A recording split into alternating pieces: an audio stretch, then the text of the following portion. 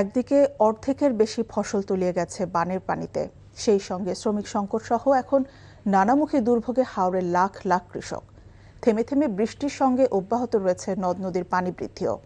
তাই দুশ্চিন্তা পিছু ছাড়ছে না হতাশ কৃষকদের। পানিতে মেশিন দিয়েও ফসল কাটা যাচ্ছে না, ঠিকমতো ফসল শুকাতে না পারায় উদ্বেগও আছে। এদিকে শীঘ্রই কৃষকদের মাঝে নগদ অর্থ, চাল বিতরণ শুরুর কথা জানিয়েছে কৃষি বিভাগ। কিশোরগঞ্জ, সিলেট, মৌলভীবাজার, সুনামগঞ্জ, হবিগঞ্জ ও ব্রাহ্মণবাড়িয়ায় অতি বৃষ্টি ও পাহাড়ি ঢলে অন্তত ৪৭,০০০ হেক্টর জমির বোরো ধান ক্ষতিগ্রস্ত হয়েছে।